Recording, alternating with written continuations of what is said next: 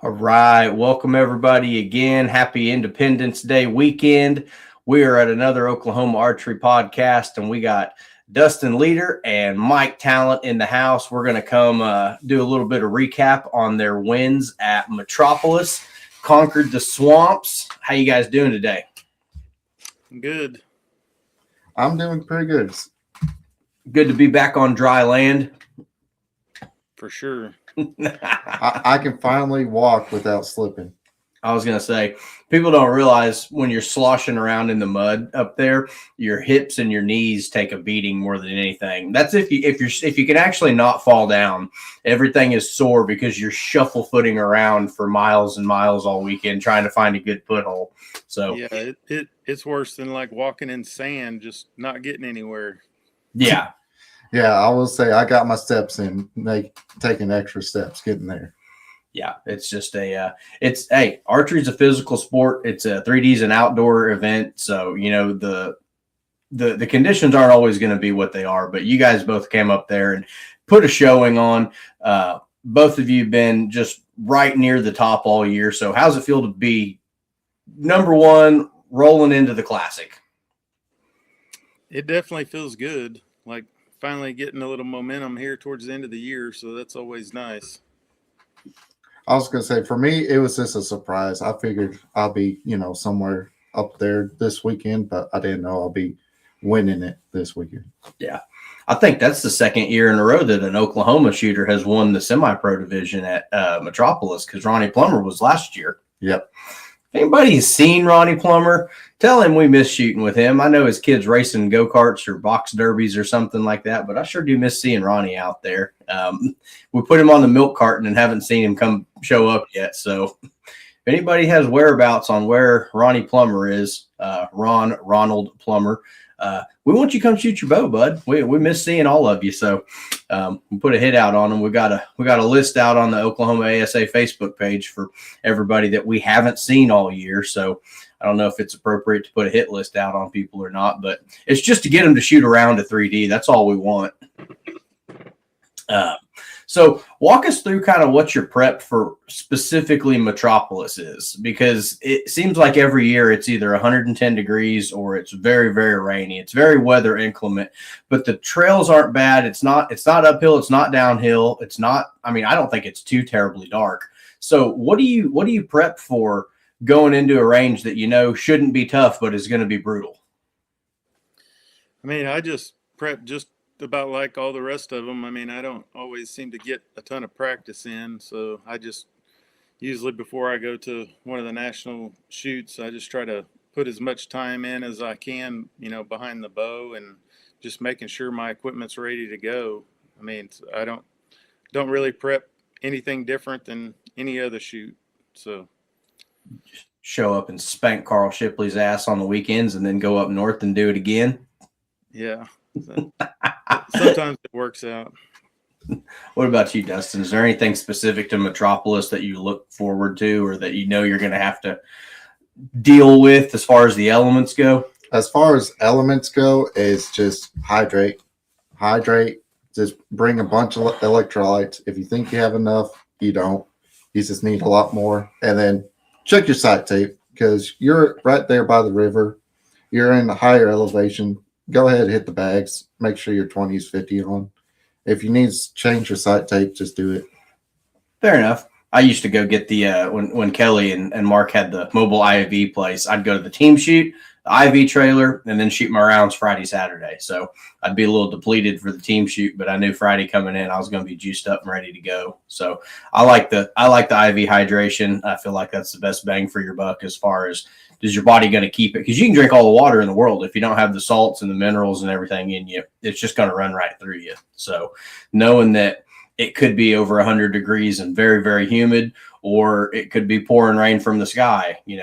I'd rather get wet than get heat stroke, but shooting in the rain for 2 days straight is just not a lot of fun. So I didn't, I hated that I wasn't there because I kept getting videos from people just huddled under a canopy, sitting there on their stool with the umbrella like this, like, this is not awesome, guys. It's like, well, somebody's got to win. And, a lot of people, if they weren't towards the top, just didn't come back off the range for the second day. Hats off to you. You got to know when to hold them and you got to know when to fold them. But for everybody that persevered, my hat's off to you. You're a better man than I am. It was definitely pretty rough conditions. There was quite a few people. Some people didn't show back up the first day, and even more didn't show up the second day after that, after we had to get off the range for the storms and everything. So there's been once last year Coleman, they pulled us off the range, and I was like, guys, I'm not coming back. I got to go to the director's meeting. I'm shooting terrible. I'm done. And an hour and 45 minutes later, here I come walking down because I got all the way to the truck, and I was like, damn it, I've got the cards. So they're like, I thought you weren't coming back. And it's like, well, I figured y'all might need your scorecards. And if I'm going to walk all the way back here, I'm going to shoot. And then at Metropolis last year, the only thing that brought me back was I still had an arrow in the target. And I was like, okay. Like, they're like, don't pull your arrows, just leave right now. We'll get them to you later. I was like, it's like 40 yards away. I'm just going to go get it. They're like, don't you think about it. You got to go. I was like, yeah, the 40 yards between me and the target is what's going to get me hit by lightning, not the 4 miles back to the vendor village. Big time. That's what I was looking forward to. But Metropolis is always fun. We got an Airbnb last year, but the past couple of years we've been staying, right at the casino, and we'll go down there and watch people play blackjack, throw some money in the slot machines. It's a good time. What do you like about the actual town of Metropolis or Paducah? If you stay across the river in Kentucky, what's your travel strategy for that tournament? It's crazy. I stayed in Paducah this time, and crossing that bridge, it was horrible every time because there was traffic. So about every time you went over it, it was backed up and 5 mile an hour, it seemed like. And if you had to, you could drive around to that blue bridge and go that way, but it's, a little bit farther out and around. So, but I don't know, it's not great. Staying in Metropolis is probably a little bit better. Maybe a couple of little things you can do around there, but I don't know. I didn't do a ton of stuff while I was there just because of the weather and everything too. Yeah, it's hard when it's coming down because you're at that old windy road going out to, was it Mermit Lake Nature Preserve? Mer something. Yeah, something like that. I don't even know. Throw it in the GPS and roll. I hope they go back there, man. It's a good venue. I know they used to have a big contract and somebody bought it. And they were like, I don't know about archery range. I don't know about that. And they were like, just do it 1 year. So they gave them like a 1 year extension and had a good turnout minus the rain last year. So I'm hoping it stays. It's one of the closer ones for us. I feel like it's only 8 or 9 hours from the city, where everything else you go to Foley, you're 12, 14, 16 hours to the far side of Alabama. So Metropolis is still one of my favorites, even withstanding the weather. I don't know. Not many better venues, but if you can't get the tournament off, you can't get it off. I know they got a lot on their plate as far as trying to, bring you the best archery experience, but you get all the what's it called? You get all the vendors and everything out there. We can have a party anywhere. I mean, you got every bow manufacturer, every accessories company out there, and half the people from around the country that you haven't seen in a couple months. So we could do what we do anywhere. It's just we can't beat Mother Nature. That's all there is to it. Yeah. There was a lot of people complaining about not wanting to come back because the weather's always bad. But you could pretty much have that at any of the locations, it seems like. Yeah, somebody's gonna. I mean, Foley is like the middle of winter, and last time Dustin and I went, it was frigid cold. I mean, we were out there in hunting camo, and just as soon as the sun came out, just shed a layer. So it's not so much where the best weather is. It's just what are the accommodations? How's the venue? Do they like having us? Do they even want us back? Like every time we go to Coleman, I'm like, oh, we're going to tear the grass up and the monks are going to be mad at us.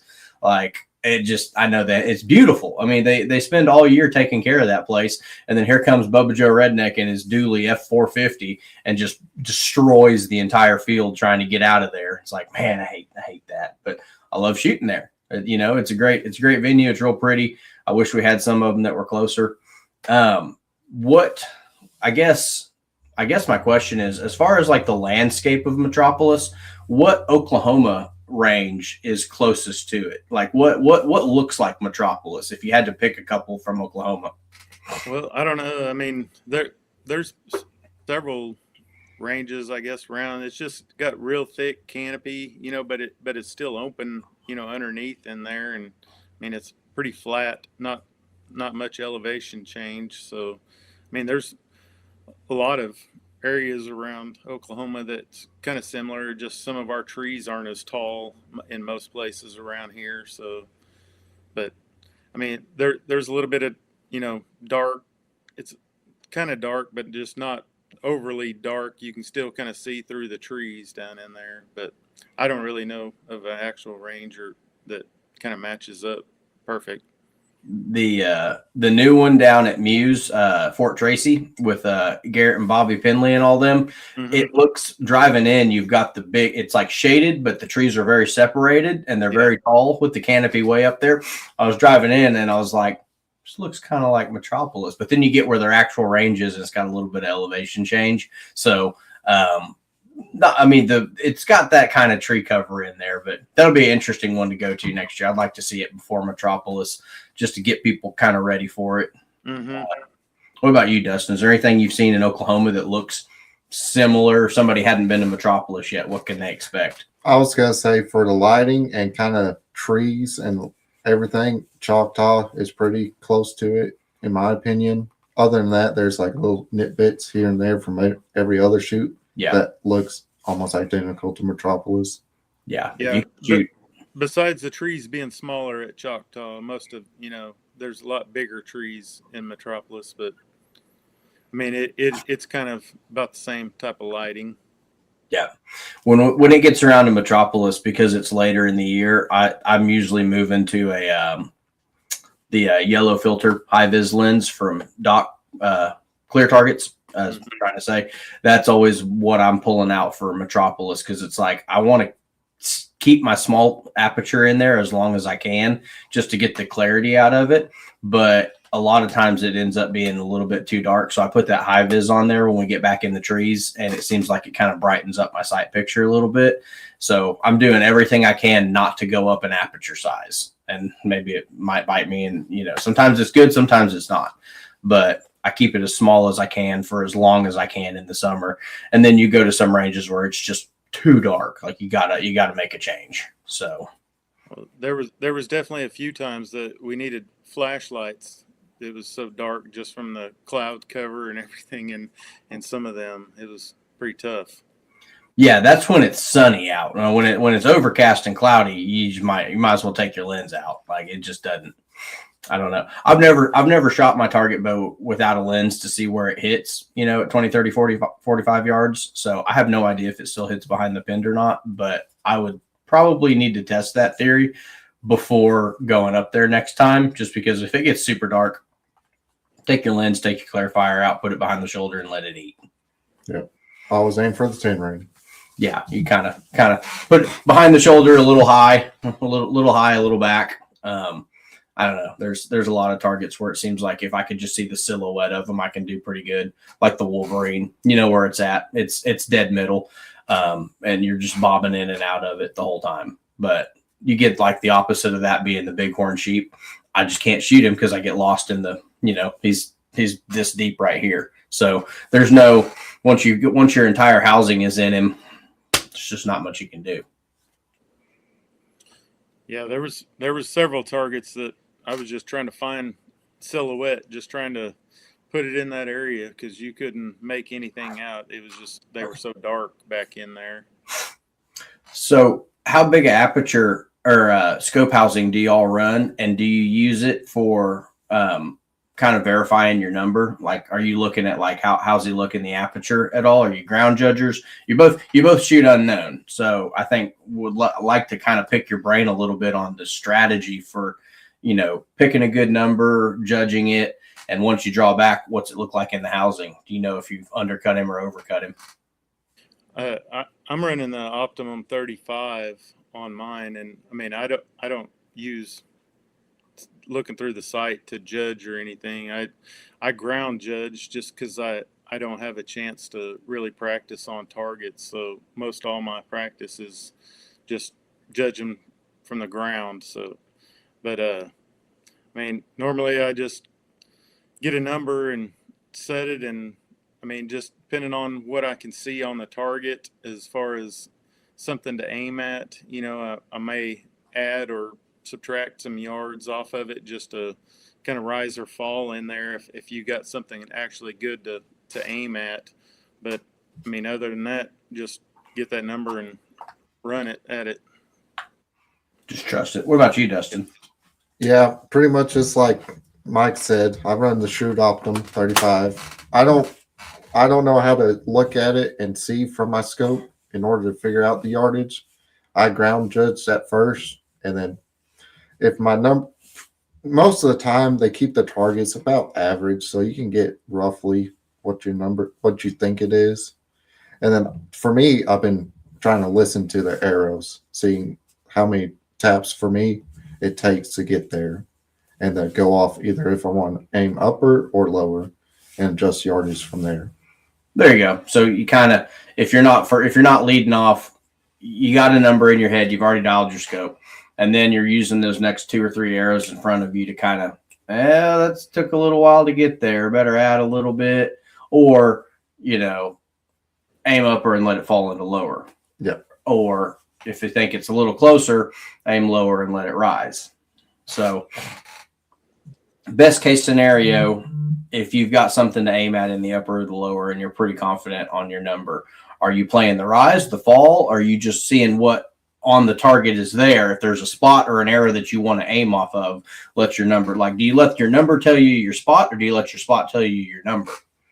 I let the spot tell me the number. I mean, if I can physically see it, it helps me be able to aim, a little more precise, it seems like. So most of the time, I mean, I may adjust my yardage to if I can see an arrow or just see a spot, on a target or whatever, and then I'll just let it drop, into the 12 instead of aiming at the 12. But if I can't see something, I'm going to be aiming probably right at the top of the 12, just that area, of where it's at. Yeah. Yeah, for me, if there's arrows everywhere and I don't know the number, I'm just playing safe. I'm aiming based off the IBO, and I'm either letting it rise or fall into the 12. But most of the time, I'm trying to aim for that upper, because for me, I drop low, and so I just aim for upper. If I'm lower number, it'll still be a 10. If not, it's a 12. There you go. So the bad ones are when you get rewarded, and the good ones are like, okay, there was solid 10. Yeah. 10's your friend when you're judging. That's just the name of the game. If you can stay 10 and average it and pick up a couple 12s, I think you're going to be pretty in the hunt. I mean, it's going to be a good weekend if you can just minimize the mistakes. So I kind of agree with what you guys are saying as far as pick a good spot on the target, because it's all about aiming at a spot. There's a chewed up part of the foam, or there's an arrow there I can aim off of. I think that as archers, we're always going to have a more forgiving break when you have something that verifies, okay, my pin was right underneath his. I just need to lollipop it and let it eat. And if the number's not there, yeah, you got to do everything you can to mitigate the damage there, but you're still going to be better off breaking a good shot, having a good place to aim. Because if you've shot 3D out there, you've all let off on a boar that's black in a big dark shadow, and you're first up and you're like, no idea what to go off of. So even if your number's 2 or 3 or 4 yards off and you've got a good spot or a reference to aim off of, I think you're going to be coming away with more points than just shooting them blind, basically, if that makes sense. Yep. It gives you something to kind of go off of. Well, it's always Dave's favorite question. Run us through your equipment real quick. We got 20 minutes into this and we haven't got out what you're shooting. I'm running the Elite Victra, and I run CB, sight, shrewd scope. I use my sight lights, Zebros, and I don't know. I was running the AE Freak Show Rest this past weekend, and I build my own strings, so I was running them. That's, I guess, most of it, I think. How about your arrows in your Ultra arrows, Ultra 25s? 25s? How much in the nose? I think these were running right around 120, 125. I I actually got the Jesse Broadwater's the competition archery points, and Yeah. I've added where I can change and adjust the weights in the back. I've got some inserts off of some arrows that fit tight, and I've just hot melted them in there so I can run weights and change my weights on the points out. So you took a Broadwater point, added an insert to it that has a screw-in point, and then you put them in your arrows? Not a screw-in point. The weights on the back of the points. I'll run a weight wrench down in it, just like Gold Tip, any of those others that where you can change it. You can pull your knocks out, change your tip weight and stuff on them. Okay. So what bushing was it that you just had a random one in there? I think they were actually the Gold Tip 22s fit in the ones that I was running almost perfect. So I had to trim them down just to cut the little lip off of them so they would slide down in there and fit good. So just weighed them, got them to the grains that I wanted, and then that way I could change weights out. So you've got the only set of adjustable Broadwater points out there. Probably. What'd you use to glue them in? Just hot melt. Just melted them in the back of it. It's all good till one of them knocks loose, man. Well, I've been running them that way for like a couple of years now, and I haven't had any issues with them. So I didn't know he was doing that. I'm sitting here like, okay, got to find me some Gold Tip 22 bushings. Well, you got to try them because it depends on which ones they are. But if you're running the PS 25s, I think they may be close to fitting too. There you go. So pretty consistent with the Elite, the probably Scott release. Yep. Oh yeah. Company man. He's company man. Brand outdoor group. What about Dustin? Dustin's just made a change to Elite this year. Yep. Same thing. Elite Victra. Heath strings, Big Daddy bowstrings. True Ball XL. The Chief Sight, Shrewd Scope, Downrange Optics, QAD Rest, AAE bars and vanes, and then for arrows, the Ultra Arrow 25s and Smith Pro points 150 grain. There you go. So are y'all both pretty close to max speed within a foot or two?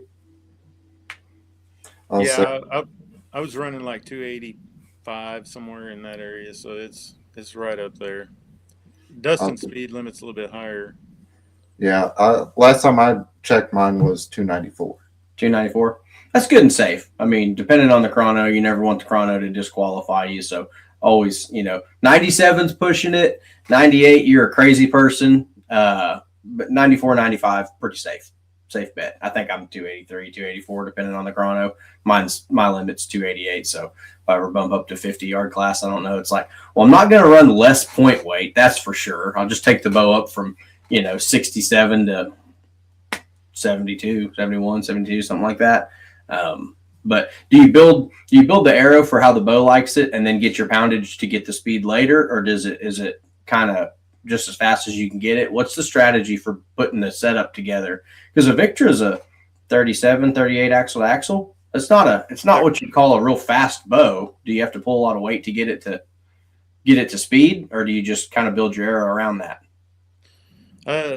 Well, I mean, I'm running like 64 pounds, I think, but yeah, I mean, I kind of build the arrow. I know a kind of the weight that I'm looking for, and that's why one of the reasons why I was wanting to run those Ultra 25s. Just they're pretty lightweight. I think just over 7 grains an inch or something. So that way, I'm too old and shoulders are too bad to pull too much weight. So I got to try to keep the arrow weight down a little bit in order to get the speed where I want it. But I want enough point weight also that be able to help control that arrow. And one of the changes I did make this time before we went is I switched out. I run boning vanes, and I switched out to those the Atlas vanes. Mm-hmm. They're a little bit bigger than what I've been running, and I tend to have some little bit of hand grip issues, torque a little bit. So I thought that maybe that little bit extra steering would kind of help clear that up some. And they definitely seem to help my groups when I changed over to those. So, but yeah, I mean, I mainly, I do try to build the arrow, to what I need. You got it cut all the way down to the blade as far as length, About a half inch in front of it. just in case you hit a growth spurt this late in the game. Yeah, that way. I mean, you always, plus kind of, I play with spine too. I mean, just kind of depends on where it's at, what it, the arrow wants a little bit too, instead of just hacking it to the end. Yeah, I'm with you there. Dustin and me have the normal people draw length. Mike's got the ape hanger arms. So what are you, 29 and a half, 29 3/4? I run about 29 and a quarter. There you go. You get a little bit of help bailed out from the all your speed comes from draw length. If you got short arms, you're gonna have to pull. I mean, what's Aaron Glass pulling 84 pounds to get to max speed? I mean, 26-inch draw length at 79 pounds and a 400 grain arrow. Yeah, you'll get to 298. We can do it. It just, how much do you want to pull and how does it affect your holding weight? So what about you, Dustin? What do you? Yeah, I like to keep the higher poundage, just, try to stay shape for hunting season. So I run 70 pounds. And then the arrows themselves, I had them last year. They were about 400 grains. The only thing I changed was I cut a little bit off just to compensate for the heavier weight of the vanes. Mm-hmm. But they're still right around 400 grains. Are y'all running a 300 spine? 250. 250. Okay. I've got 350s is what I'm running. There you go. $120 in the nose, 350. That's pretty safe.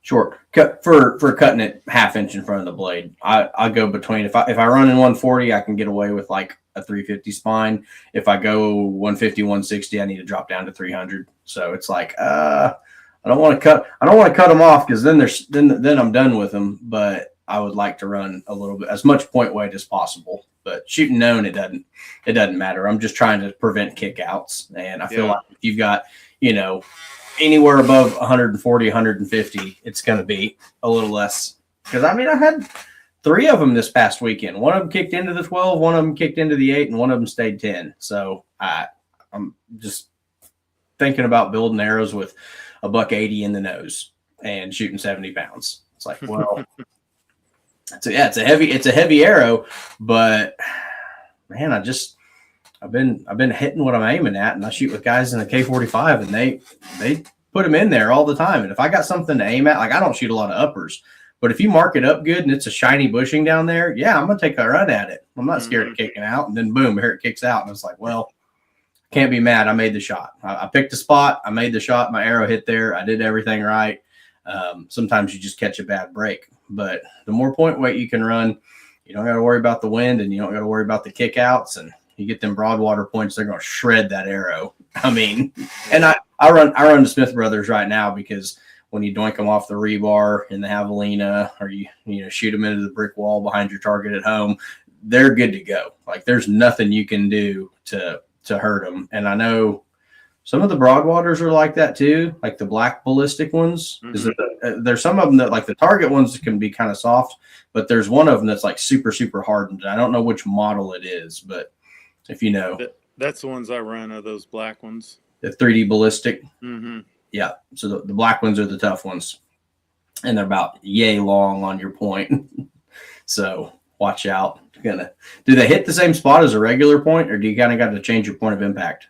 I don't know. Those are the only ones that I've been running them for a couple of years. And I mean, I haven't actually even tested them against some of the other ones. And I've got some other points, but I had laying around, but I haven't actually tried both of them side by side. See, I'd have some regular ones I'd practice with, and then I'd pull out get a half dozen of them good ones and go to the tournament. But $70 a dozen, man, that's pretty up there. But I've liked my Smith Brothers for years. It's just whether or not they make it in the right. There's like 20 grain increments, so you can go 120, 40, 60, or 80. And it's like, but I want to run 150s. It's like, well, you're just not going to get 150s unless you got a belt sander and a little grain scale and a whole bunch of time.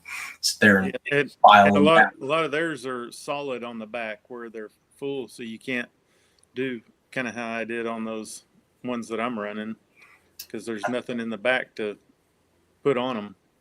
I think a tap and die would go a long way. I mean, well, yeah, you could probably do that. Just thread them out the back of them there. I don't know, man. Me and a drill press haven't got along in many years. It'd be rough trying to get them straight for sure. Yeah, you get them pigtailing all the way down there. It's like fishtailing, pigtailing, whatever you want to call it. I had some weird arrow flight this past. We were out there doing the team shoot, and I was watching them whoosh, doing that number, and I was like, I went back to my buddy's house, stayed with Hunter Gamble, and I was like, "You got paper tuner? I'm gonna shoot one. I want to check my timing real quick. I want to shoot through paper, perfect bullet hole." And I was like, "All right, just must have been the execution, I guess." No idea what was going on, but seeing some weird arrow flight there must have been the wind. But that's why we shoot in the trees. If you got trees, put them in the trees. So, what are you trying to change before the Classic? So we've got 3 weeks left, a bunch of state championships, a couple qualifiers left. You gonna roll it just like that at the Classic, or is there something that like shooting in Metropolis is like, man, I think if I did this, it'd really be, locked in and ready? I mean, I usually change a few things every once in a while and just play with them. And I even use the qualifiers a lot just to test things out and just see how things are going to run, because shooting in your backyard's a little bit different than trying to get out there and shoot with other people. So I like to change things and test them out. And but I don't know, everything seems to be running pretty good. I haven't really had any issues, so I'm probably going to keep running unless something else pops up before then. You leave yours alone most of the time, don't you? I do tinker a lot, but the only thing besides cleaning my equipment from Metropolis is maybe shot execution and, maybe just going harder at the 12 rings. Other than that, I'm not changing anything. It's too late in the season. It's so we've shot so many. If it's not dialed in, like I know people that are buying new bows right now. It's like they're going to shoot it 3 weeks at the state championship. And I was like, man, you won so much with that bow. Why are you going to change it? They're like, it might be better. I was like, it might be an epic dumpster fire, but you see people that they're just not attached to it. I haven't changed a thing on mine since February. Same draw length, same arrow. No, I'm just stubborn. And I'm scared that if I'm not going to like it, it won't go back to how it was. But once I set it, March 1 is pretty much the deadline for, I think I shot one qualifier at Ryan's and I took a 1/4 inch out of my draw length. The first one of the year in February. Took a 1/4 inch of draw length out of it after that. And it's been pretty much it. I did have to tighten my mod screws down. They were, they were questionable at best there. It was like, what is that sound coming off your bow? And sit there and tapped around on it. It's like, oh, my mod. Tighten those things up and we were good to go. But yeah, that's the only thing only wrench that's touched that bow since February 28th. So I did have to clean my bow after Metropolis and oiled all the screws and everything, trying to keep the rust off of them. But I didn't take a water hose after it like some people did. I saw Quinn hose his down, took his side off and just hosed it down in the driveway. I'm like, oh man. Yeah, I don't know if those bearings enjoy that a lot or not. If you just keep shooting them, just don't let it rust. If it's moving, it ain't rusting. I don't know. I mean, everybody talks about having to add yardage and stuff like that in the rain. Usually when it starts coming down heavy, I'll switch to shooting uppers and see if I'm hitting low, and I'll give it a couple targets once the strings are wet. And if they're here still hitting, I really don't let it affect me too much. But when the rain's pouring down, I've heard of people having to add 3, 4, and 5 yards at a max distance target. So definitely something you guys want to prepare for ahead of time, because you never know when. I mean, we went to Kansas State one year and got caught in a downpour. And it was like, I don't know what my bow's going to do. I've never shot in the rain before. Like, well, you're fixing to find out. You're going to learn today. Well, that's what, to me, I felt like, most of the time I didn't have any issue with the rain, adding yardage or anything, which I was trying the best I could to keep my string dry, keeping all my lenses covered and everything the best we could. But right there towards the end of the second day, we had a pretty hard downpour, and I mean it was coming down so hard you couldn't hardly see the target. I mean, even make out the target. And once you shot, I mean, you were just almost blinded by the rain coming off your bow, you know. And we were just trying to keep it in the middle because you couldn't see what you were aiming at or anything. You could just barely make out the target. But as far as adding yardage, I mean, I didn't really change nothing, just shot it. So it kind of goes into shot execution. Like if you're dialed in and you're running your process, everybody's got a different, you know, hold it there and squeeze, hold it there and pull. Everybody's got their different way of making their bow go off. But I feel like when you're shooting in really terrible conditions, be it wind or rain or anything like that, it all goes back to what's your process? What are you thinking about? What are you concentrating on? And you could blow an air horn behind some people and it wouldn't affect them. Like some people are going to jump or somebody's talking back there and you'll see them let down and kind of look back like, the hell's that guy's problem? And then other people, they're like, oh, were you talking? I bet I didn't hear. I was full draw, man. You could shoot me in the leg and I wouldn't notice it. So kind of walk us through what your shot process is, because I feel like that's something that a lot of people take for granted when the conditions get bad. Like I'm not thinking about getting rained on. They're like, you need an umbrella while you shoot? I was like, no, I'm so focused here. I'm looking at that 12 ring. Well, yeah, I mean, that's essentially how I am. I mean, I go out there, you know, once I get my number set on my sight and everything, I mean, I just go through all the motions, draw back. And like you said, I mean, if there's people talking back there trying to talk to me, most of the time, you know, I'm just so zoned in trying to focus on the spot that I'm trying to aim at, just, you know, run through my sequence and just let it eat. I mean, I don't really have a, you know, process. Just stare and pull. Yep. There you go. I've seen Dustin be the same way. People are coming up and asking him for autographs and trying to take photos with him, and women are throwing their bras at him at full draw. It's like, I'm like, did you let the guy get the arrow off? Like he'll come do your media appearances afterwards. But once you're locked in, I mean, there's really nothing out there that can, like, there's nobody like you. And it's always your group that's going to stick up for you. Like there's somebody like, hey, shh, full draw right here. And that's when you know that like you're in a good group of guys. Like they'll like, I'm the worst one. I'm sitting there talking and then he'll at full draw and I'll shut up or I'll get real quiet.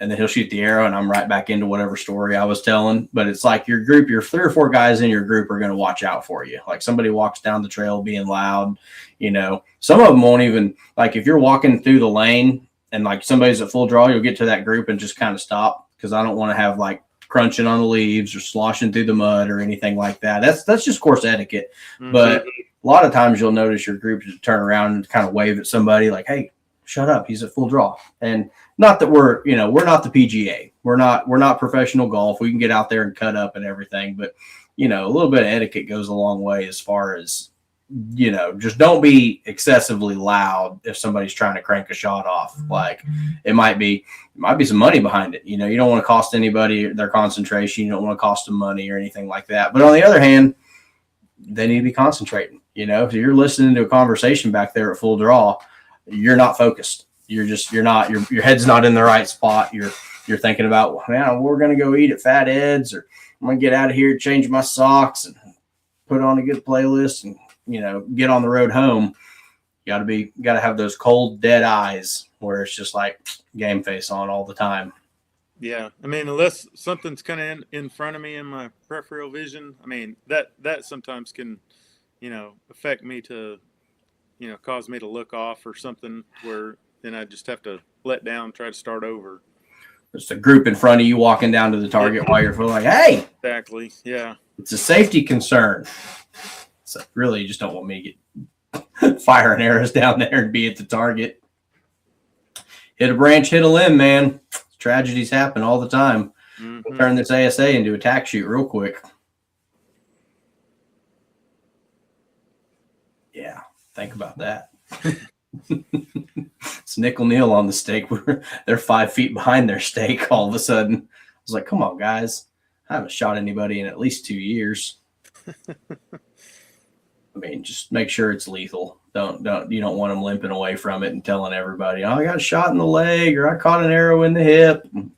No, we're just gonna kick some leaves over you and about 10 yards behind the target. Nobody will notice you. The range officials will find you when they're pulling the ranges down later. So, what are you guys looking forward to the rest of the year besides killing big deer in the fall?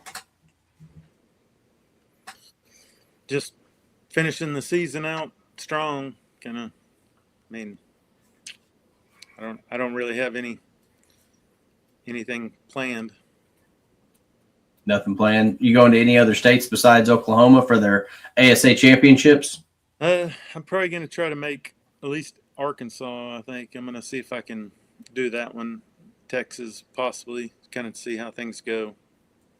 I think I'm going to Kansas next weekend, and then I'll try to hit Texas and then run back over to Connors State Sunday and help make sure they get all their paperwork in and scores in and payouts and all that stuff, because we got a quick turnaround for state. I know they got some new people coming to Connors. It's like we got to get their paperwork in about 3 days and get them qualified for state. So it's we had 31 qualifiers on the schedule. We got some new people qualifying on the very last week. I'm like, man, where were you guys in March? Like, let's go. So we got to get the paperwork in quick. And I think Connors is a great range to get a little bit of elevation before the gun club. Mm-hmm. So let me see if I can. Well, that's what I wanted to try to hit Texas, and it's a little bit of a haul for us. And then I definitely wanted to try to make it to Connors just for that elevation and stuff to kind of help test things out right before state, because we don't get a lot of elevation changes at most of these shoots. Yeah. So we're pretty flat country. So last year at the gun club, you got your for the state championship, you got 30 on the front, and then we had the champions range was 30 on the back, and that range was stout. It was 18 uphill and 12 downhill. Mm-hmm. So I don't know if anybody can see I'm going to show you my fancy artwork. Since we're doing it 15 and 15 this year, we're going to put, no matter what stake you shoot from, all the way from junior eagles to the black stake, you're going to have 15 on the close side and you're going to have 15 on the back side. So here's my there's ranges A, B, C, and D here in my little artwork. So this squiggly line down here is your front, and this up here is you go across the bridge right here. And so you're going to have A and B over here and C and D over here. So no matter what class you're shooting on at the gun club, you're going to have 15 on the flatter side and you're going to have 15 on the hill of death. So I think that was because we were looking at like our 145 scores. I think 10 up won it last year on 30 targets. So we got guys shooting 22, 24 up in that division on 20 targets. And they're like, how hard was the range? I was like, it was a man eater back there. I mean, it was tough. It was all there and then some, baby. So, we're hoping that everybody gets to experience it this year. You're going to have 15 on the close side. You're going to have 15 on the extreme uphill downhill. And we just don't have that kind of elevation except for Connors and Tulsa Archery. Be the only places in Oklahoma. So at last qualifier, if you put a new sight on your bow or you're not sure, definitely check your third axis. If you've got elevation at home, let us know. We'll come throw some targets up in your backyard and do some practice for state. But you're going to have some uphill and some downhill. Everybody's going to get some this year. So we're looking forward to state. I think we got 165 pre-registered right now. It's not looking good. Had 243 pre-registered last year and 253 in the door. So if anybody's getting sick of getting tagged by me on Facebook for pre-register this, pre-register that, go ahead and do it. If you want to change your shooting time, just text me. I'll screenshot it and fix your cards later. But it helps us like pre-group them and pre-make them. So hopefully everybody's getting registered smoothly the morning of, because we're going to start right at 9, try to get through that morning round. And second one should start at noon. If everybody's off the range, I think 3 hours is enough time to shoot 15 targets and get a bite. We're going to have Heath out there cooking Friday. Jeff and Gail are cooking Saturday, Sunday. So we're going to bring you off halfway, feed you, get you hydrate, throw a cooling towel on, those cooling towels are great for when it's 100 degrees. Like it's going to be 108 up north at Cherokee on Sunday. Saturday is going to be a little easier. Sunday is going to be brutal, but throw that cooling towel on your shoulders, just even if before you get hot. And we're going to hopefully not have anybody get heat stroke at state this year. I think we pulled 8 or 9 off the range last year that they just cooked. So we're going to do everything we can to, keep you safe, make sure you have fun. And if you win, we don't want to have to prop you up there on the podium. We want you to be standing there under your own power. So it looks like the UFC fighter standing on the scale. They're just up there like, oh, I'm going over backwards. Yeah, so that's the plan for state. I've already drawn this nice diagram. I sent that to the gun club guy. He was like, man, you were a regular freaking Picasso. I was like, yeah, every once in a while. In the words of Steve Wingo, sometimes you got to break out the crayons and, just draw it like that. So we'll see. We're excited. We're hoping it's a big turnout for us, but got a whole bunch of raffle prizes we're going to be announcing and giving away. So getting bows to people. Got some arrows, got some gear, got some bino harnesses, you name it, stabilizers, the whole 9 yards. Hope everybody wants to come out and be a part of it. But it's July, people taking vacation. Some people are getting ready to go elk hunting. We know we got a lot to compete with. Where'd you draw a tag? I drew a tag in Idaho and South Dakota, but I returned the South Dakota tag. There you go. I saw a lot of the people in Colorado said, my unit's on fire right now. Are they sending refunds? I was like, nope. You're going to have to learn to hide behind a burnt bush. And it'll definitely change some guys' hunting plans. Mike, are you hunting in state or you going out anywhere this year? I'm going to try to do one out of state. I'm going to try to go up to Montana for an antelope if I can get things going. So then deer hunt here in the state. Go from really hot to really cold, hopefully. Yeah. That's a booger about antelope hunting. It's miserable. And the more miserable it is, the more likely they are to come into water. So you're sitting here going, I hope it's 110.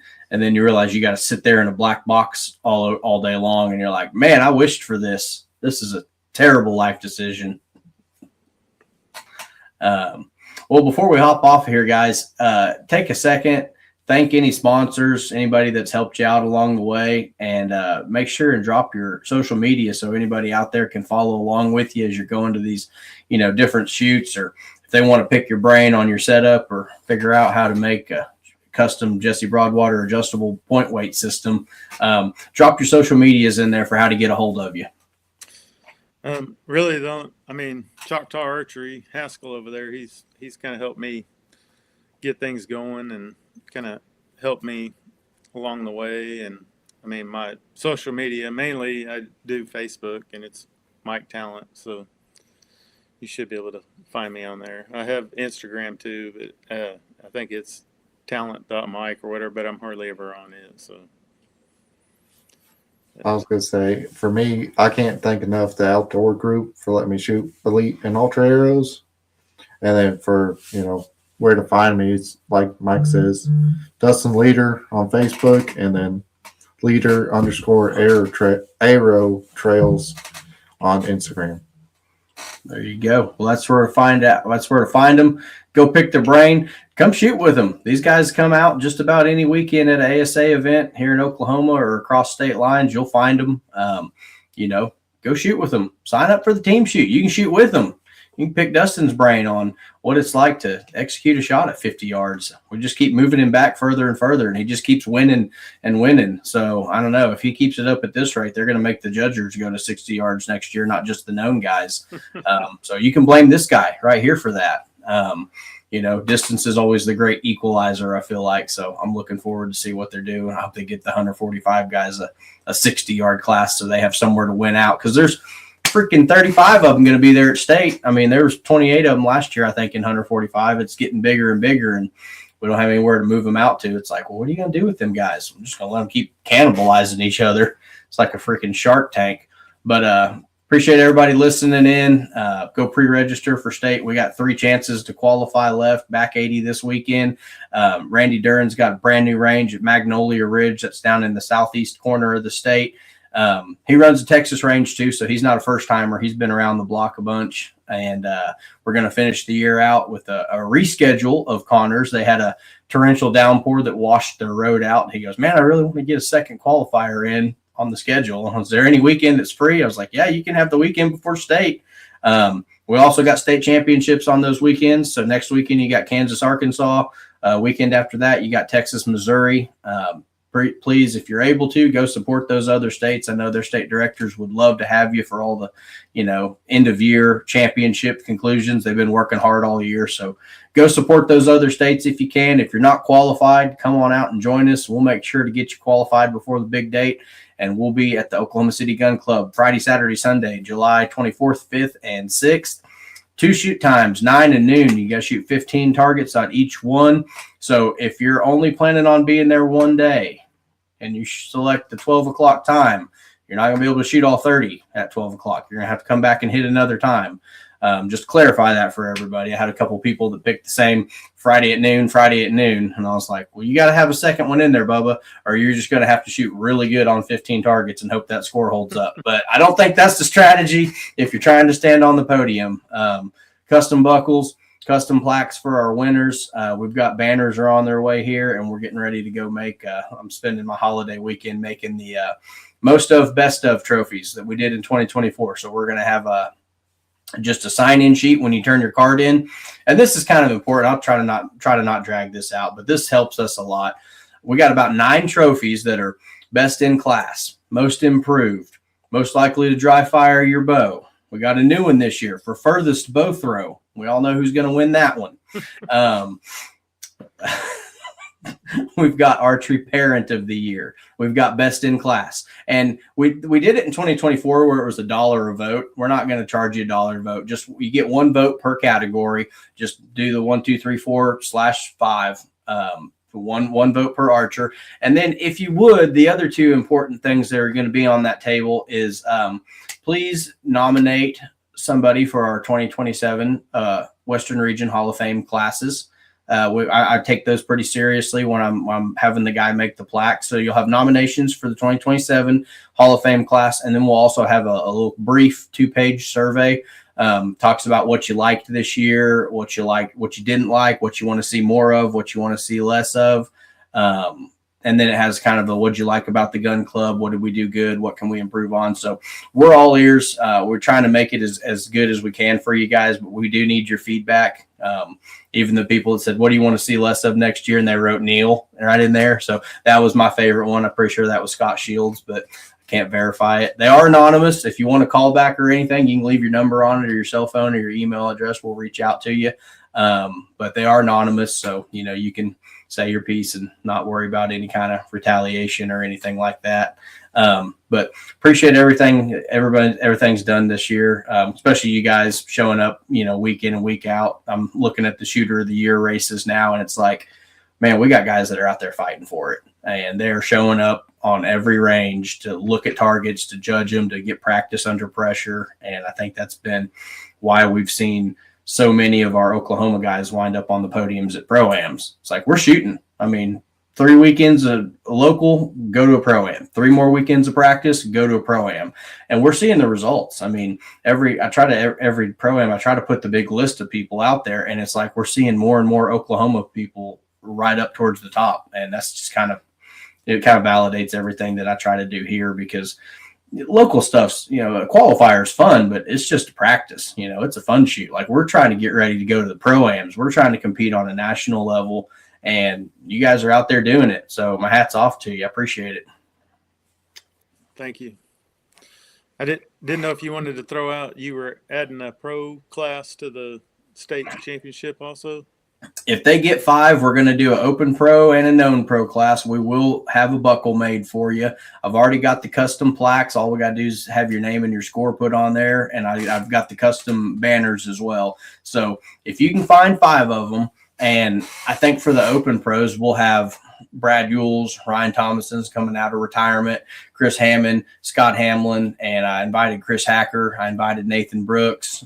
So we ought to have 5 or 6, hopefully. Maybe Randy Duran will come up from Texas. He judges. So there's 6 or 7 guys that might be in the open. The known class, we got Hilburn, we got hopefully Scott Langley. I know Lawson Vet's going to be there, so y'all can all fight for second place behind Lawson. Good luck with that. If we get 5 in each class, I'll pay for a buckle on the pros, and we're going to make sure and get them. That we last year the list for awards didn't have the pros on it, so I forgot to have the podium photos.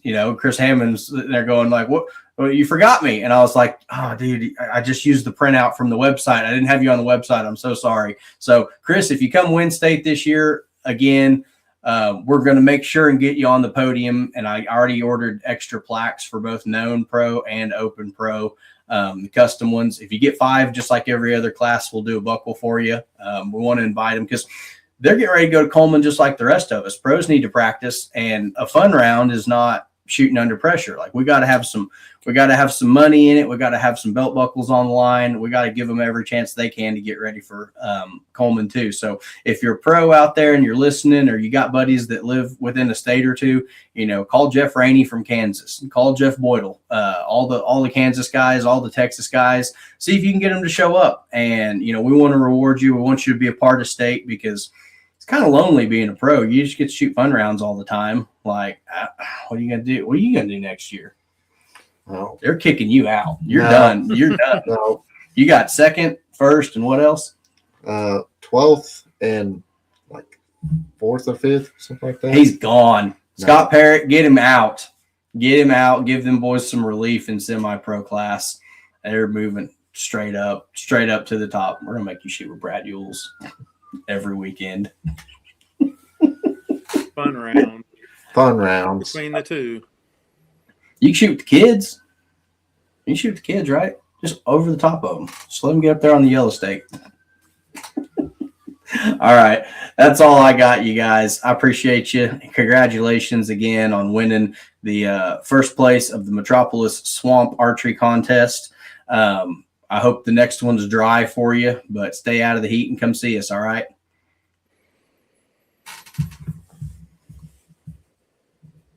If I can find the end button on here, god dang.